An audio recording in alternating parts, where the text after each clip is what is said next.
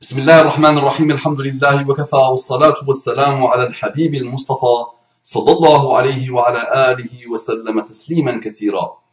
إن الله وملائكته يصلون على النبي يا أيها الذين آمنوا صلوا عليه وسلموا تسليما. صلي وسلم على محمد.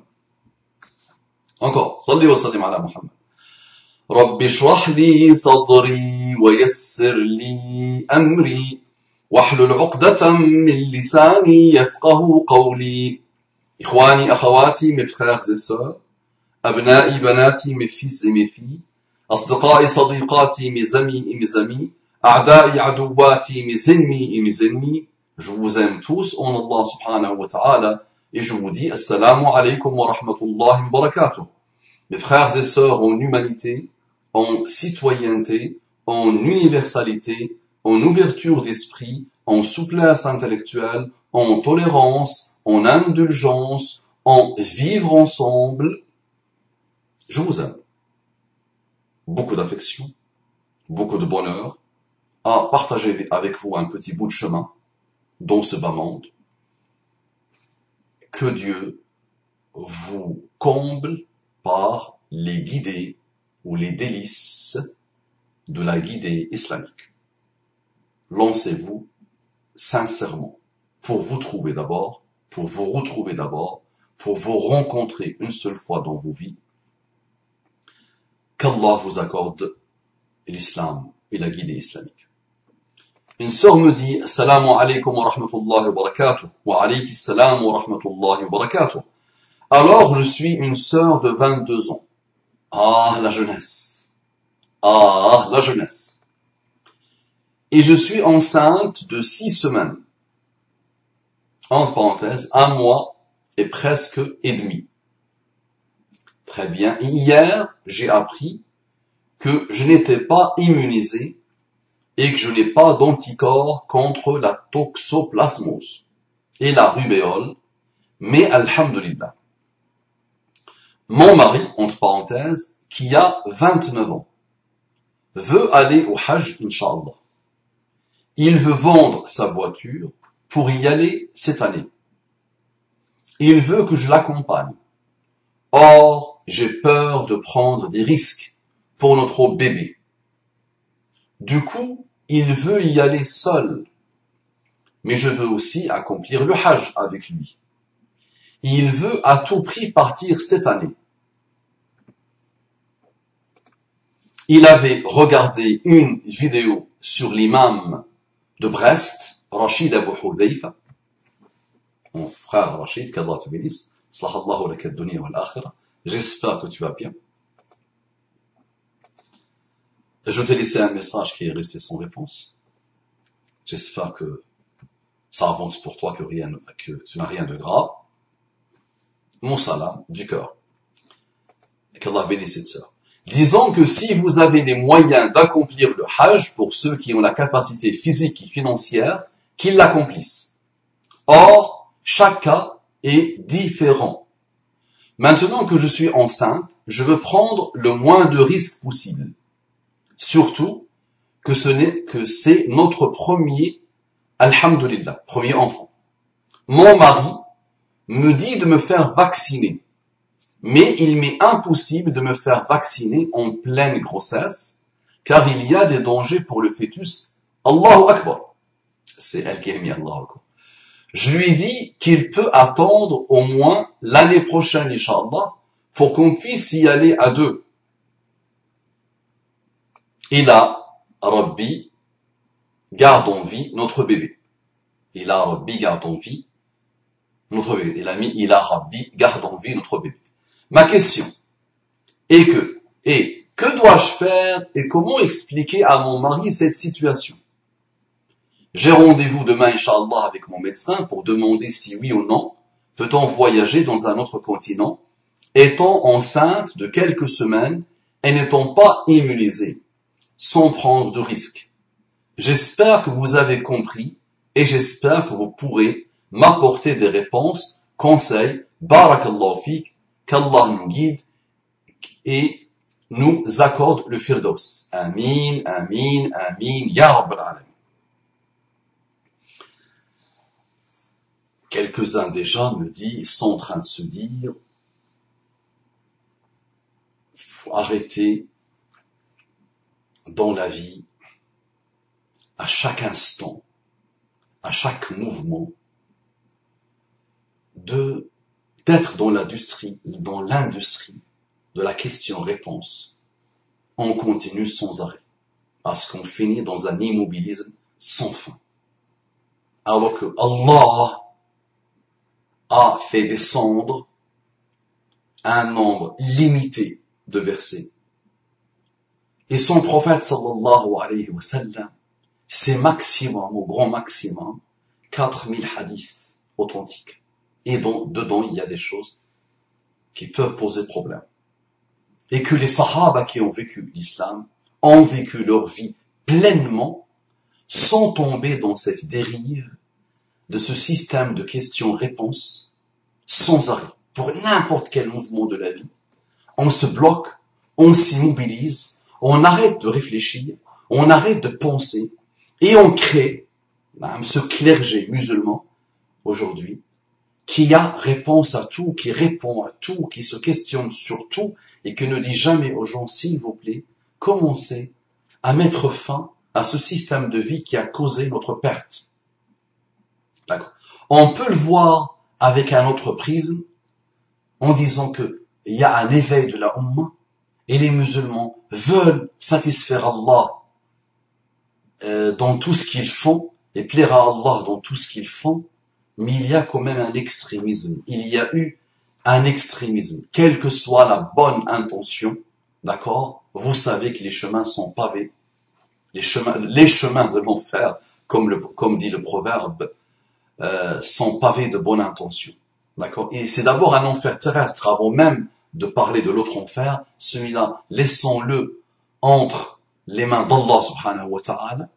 Mais nous vivons dans un enfer malheureux d'immobilisme total, d'accord? Dans ces systèmes que nous avons créés de questionner sur tout et n'importe quoi. Normalement, n'importe quel humain doué d'un minimum de non-immobilisme et d'intelligence et de souplesse intellectuelle, d'abord humaine, avant même de parler de celle qui est extraordinairement puissante, qui est l'intelligence islamique, parle d'abord de l'intelligence humaine. Devant ce type de cas, la réponse est simple, il n'est pas très compliqué. On s'assoit, on réfléchit un peu, on pose le bon et le mauvais, les points positifs, les points négatifs, voilà, et on avance pour nous faciliter la vie, pour faciliter la vie aux autres. Donc l'histoire, c'est quelqu'un qui veut faire le hajj, il vend sa voiture, ben, tu n'as pas encore les moyens. Il y a l'un des seuls êtres humains qui n'a pas de voiture sur Terre aujourd'hui, c'est moi. Et qui n'a pas encore vu l'importance de la voiture. D'accord? C'est moi. Mais je sais qu'elle est très importante. Elle devient même vitale. D'accord? Donc la voiture est vitale.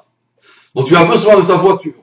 Hein? Pour ta femme, pour ta vie, pour toi-même, pour le travail, pour tes enfants, pour tes déplacements, pour ta vie familiale, pour beaucoup de choses, tu as besoin de la voiture. Tu as le permis, machallah. Tu n'as pas perdu ton permis en plus. Et tu as une voiture. Donc si tu me dis si ta femme me dit que tu veux vendre ta voiture pour aller à l'Hajj, je sais que le Hajj a perdu la tête. C'est sur ce type de questions que les musulmans doivent poser des questions et se poser des questions. C'est ce coût exorbitant qui dépasse toutes les limites de l'Hajj. 7000 €. Donc si en plus vous avez les moyens d'aller tous les deux cette année, suite à la vente de ta voiture, c'est que ta voiture peut rapporter au moins 15 000 €. D'accord? Mais en la vendant, tu penses que tu as les moyens d'aller faire le Hajj. Non, tu n'as pas les moyens. Tu te mets dans une décadence malheureuse, d'accord, pour aller à l'Hajj. Puisque la voiture est vitale. Première chose. D'accord? Donc, les moyens, les man istata'a ilayhi sabila, ça comporte beaucoup de choses. Hein? Les man istata'a ilayhi sabila, regardez comment il a été formulé par Muhammad sallallahu alayhi wa sallam. Comment je peux traduire littéralement les man istata'a ilayhi sabila? À celui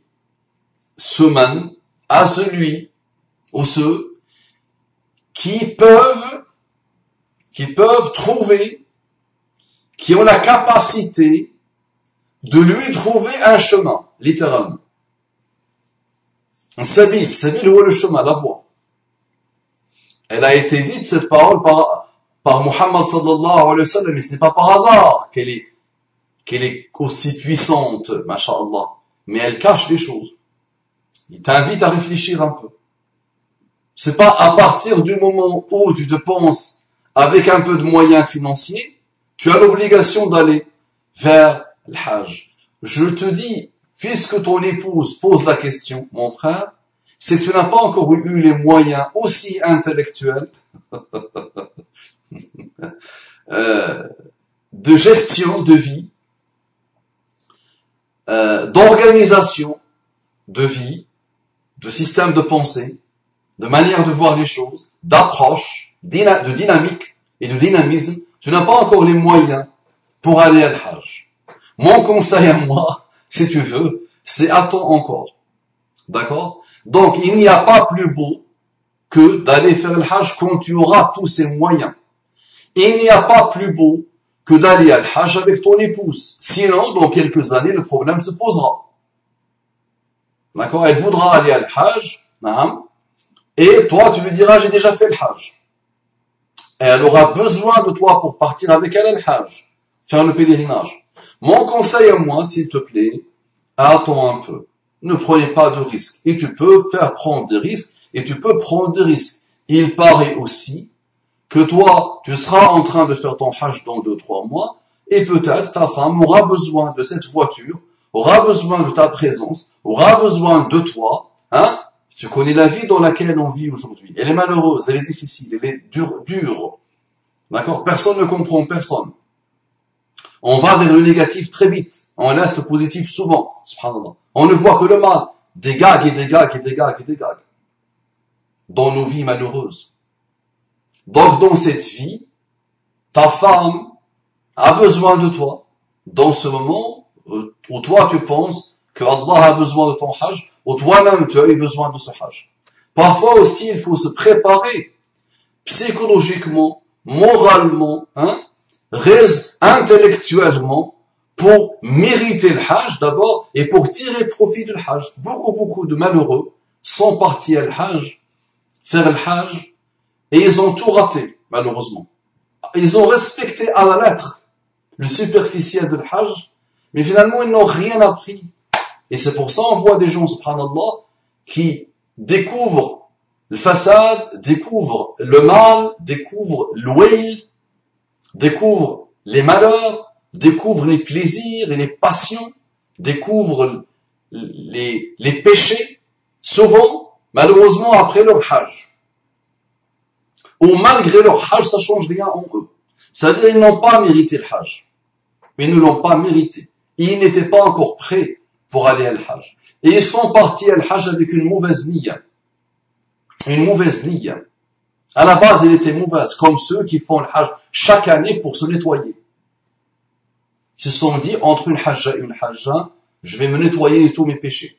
Donc il commet les choses que Shaitan ne commet pas lui-même, que Iblis lui-même n'arrive pas à commettre. Lui, il les commet toute l'année. D'accord? Et il part se nettoyer avec le Hajj.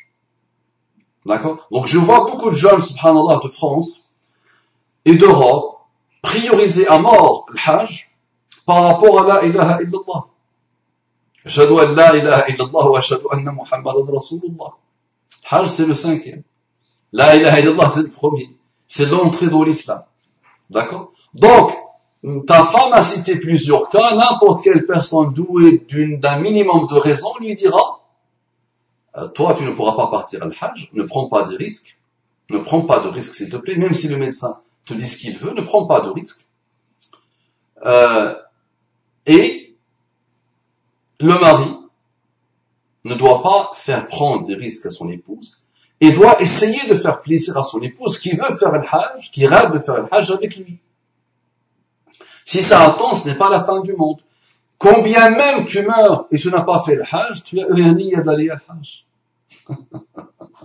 Combien de fois, subhanallah, des gens qui ont donné à quelqu'un pour aller à l'Hajj ont vu ce quelqu'un faire son pèlerinage, alors que lui, il est resté dans son bled. Combien d'histoires nous avons lues chez les anciens et les contemporains de personnes qui auraient pu partir à l'Hajj, qui ont préféré, qui ont privilégié quelqu'un par rapport à eux-mêmes, l'Ithar, ils ont envoyé quelqu'un à l'Hajj, et ce quelqu'un, subhanallah, ils l'ont vu en train de faire son pèlerinage. Et le Hajj que ce quelqu'un a eu est infini, subhanallah. D'accord? Donc ton épouse veut partir avec toi, rêve de partir avec toi, vendre ta voiture en pensant que tu as les moyens d'aller à l'Hajj. Non, la voiture est indispensable et obligatoire dans le monde dans lequel on vit. Tu vas avoir besoin de ta voiture de plus en plus, Inch'Allah, surtout avec l'arrivée des enfants. Donc, je n'ai pas autre chose à vous dire que posez-vous, s'il vous plaît. Posez-vous, d'accord? Pose-toi, mon frère, pose-toi, ma sœur. Vous ne perdez rien, c'est pas grave, ce n'est pas la fin du monde. Vous n'êtes pas encore prêts, tous les deux. Tous les deux, on parle, c'est un sentiment qu'on n'a jamais ressenti. On aimerait bien rester là-bas toute la vie. Quand je suis arrivé, j'ai commencé à pleurer. Et il vient au bout de 6 mois, tu dis, subhanallah, où il est où? Où il est où le Hajj? Faut d'abord comprendre ce que c'est que le Hajj. Le pourquoi du comment. Analysez bien la chose. Comprendre parfaitement la chose. D'accord? Aspirer après, mais comprendre d'abord. Et être prêt pour tirer le maximum de profit de Hajj. D'accord? Hajj ne solutionnera pas grand chose. En toi. Wallahi. Il y a d'abord des choses que tu vas devoir solutionner toi-même en toi, Inch'Allah, avant d'aller le Hajj. Au pèlerinage, d'accord. Maintenant, le pèlerinage est un pilier de l'islam. Ne me faites pas dire ce que je ne dis pas. Moi, je réponds à ce cas précis. D'accord?